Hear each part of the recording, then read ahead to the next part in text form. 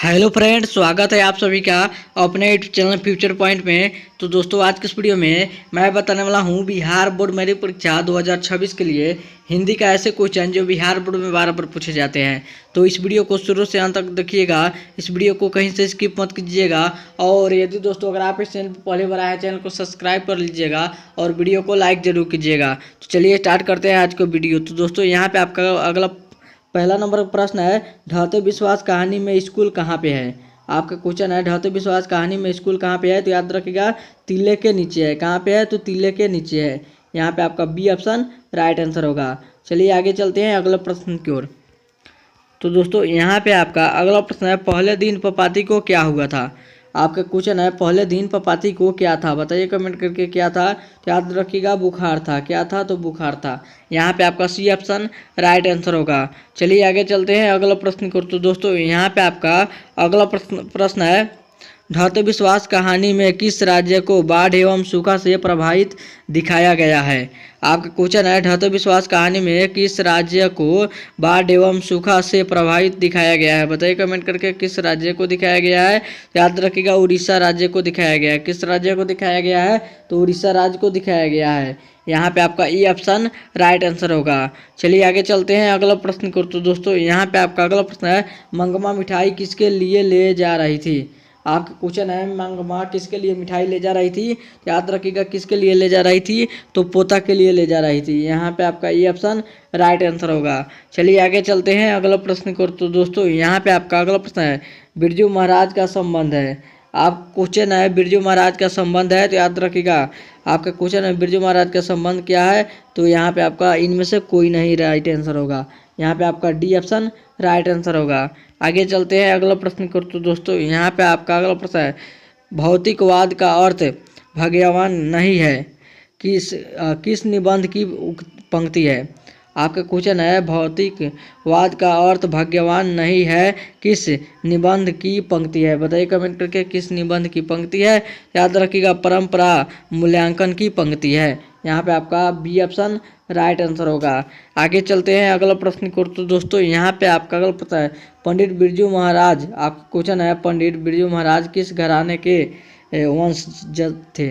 मतलब यहाँ पे आपका क्वेश्चन है, बिरजू महाराज किस घराने के वंशज थे। बताइए कमेंट करके किस घराने का वंशज थे। तो लखनऊ घराने के वंशज थे।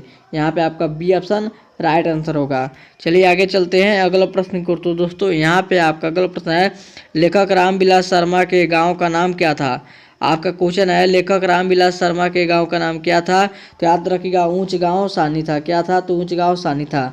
यहाँ पे आपका बी ऑप्शन राइट आंसर होगा। चलिए आगे चलते हैं अगला प्रश्न को। तो दोस्तों, यहाँ पे आपका अगला प्रश्न है, बहादुर को लेकर कौन आया था। आपका क्वेश्चन है, बहादुर को लेकर कौन आया था। तो याद रखिएगा, लेखक की पत्नी लेके आई थी। क्या? लेखक के चाची लेके आई थी। यहाँ पे आप लेकर बहादुर को लेकर कौन आया था। बहादुर को लेकर कौन आया था। तो लेखक का साला लेकर आया था। यहाँ पे आपका बी ऑप्शन राइट आंसर होगा। चलिए आगे चलते हैं अगला प्रश्न को। तो दोस्तों, यहाँ पे आपका अगला प्रश्न है, जिंदगी। आपका क्वेश्चन है, जिंदगी और शोक किस लेख की रचना है। आपका क्वेश्चन है, जिंदगी और जोंक नो है। आपका क्वेश्चन है, जिंदगी और जोंक किस लेख की रचना है। तो याद रखिएगा, किस लेख की रचना है। तो अमरकांत की रचना है। किसकी रचना है? तो अमरकांत की रचना है। यहाँ पे आपका डी ऑप्शन राइट आंसर होगा। चलिए आगे चलते हैं अगला प्रश्न को। तो दोस्तों, यहाँ पे आपका अगला प्रश्न है, यहाँ पे आपका अगला प्रश्न है, तुलनात्मक। आपका क्वेश्चन है, तुलनात्मक व्याकरण किसकी रचना है। आपका क्वेश्चन है, तुलनात्मक व्याकरण किसकी रचना है। तो याद रखिएगा, किसकी रचना है। तो कर्डवेल की रचना है। किसकी रचना है। तो कर्डवेल की रचना है।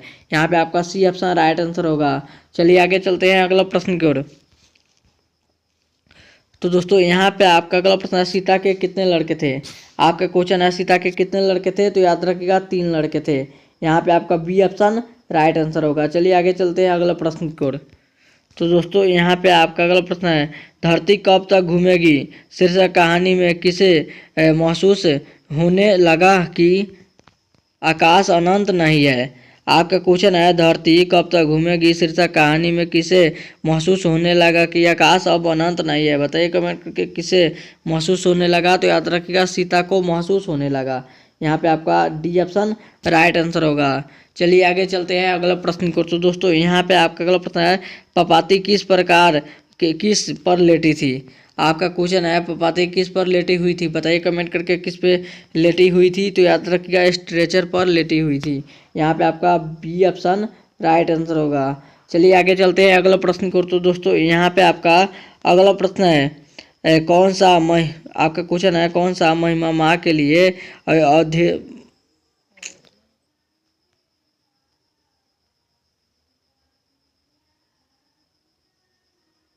आपका क्वेश्चन है, कौन सा महीना माह के लिए आराध्य बन गया है था। आपका क्वेश्चन है, कौन सा महीना माह के लिए आराध्य बन गया था, बताइए कमेंट करके कौन सा महीना बन गया था। तो याद रखिएगा अगहन महीना बन गया था। आपका क्वेश्चन है, कौन सा महीना आपका क्वेश्चन है, कौन सा महीना माह के लिए अर्धेय बन गया था। तो याद रखिएगा अगस्त बन गया था। यहाँ पे आपका, चलिए अगला प्रश्न को चलते हैं। तो दोस्तों यहाँ पे आपका अगला प्रश्न है, कवित्री आपका क्वेश्चन है, कवित्री अनामिका का अनुसार चौकठे में क्या नहीं है क्या चौकठे में नहीं है। तो याद रखिएगा क नहीं है।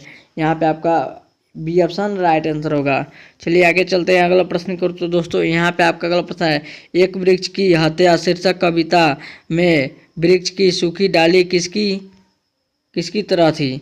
आपका क्वेश्चन है, एक वृक्ष की हत्या शीर्षक कविता में वृक्ष की सूखी डाली किसकी तरह है, बताइए कमेंट करके किसकी तरह है। तो याद रखिएगा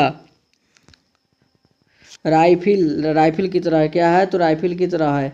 यहाँ पे आपका बी ऑप्शन राइट आंसर होगा। चलिए आगे चलते हैं अगला प्रश्न को। तो दोस्तों यहाँ पे आपका अगला प्रश्न है, उगते हुए सूरज का देश कौन सा देश है। आपका क्वेश्चन है, उगते हुए सूरज का देश कौन सा देश है। तो याद रखिएगा जापान है। यहाँ पे आपका ई ऑप्शन राइट आंसर होगा। चलिए आगे चलते हैं अगला प्रश्न को। तो दोस्तों यहाँ पे आपका अगला प्रश्न है, दिनकर जी की कवि के साथ साथ क्या था। आपका क्वेश्चन है, दिनकर जी की कवि के साथ क्या क्या था। तो याद रखिएगा क्या क्या था, तो आलोचन भी था। क्या था, तो आलोचन भी था। यहाँ पे आपका ई ऑप्शन राइट आंसर होगा। चलिए आगे चलते हैं अगला प्रश्न को। तो दोस्तों यहाँ पे आपका अगला प्रश्न है, नजम्मा मगम्मा की कौन थी। आपका क्वेश्चन है, नजम्मा मगम्मा की कौन थी। तो याद रखिएगा पुत्रवधू थी। क्या थी, तो बहू थी। यहाँ पे आपका सी ऑप्शन राइट आंसर होगा। चलिए आगे चलते हैं अगला प्रश्न की ओर। और आगे इससे पहले वीडियो में आगे से बढ़ने से पहले अगर आप हमारे चैनल पर पहली बार आए, चैनल को सब्सक्राइब कर लीजिएगा और वीडियो को लाइक कर दीजिएगा। यही था आपका वीडियो का लास्ट कुछ।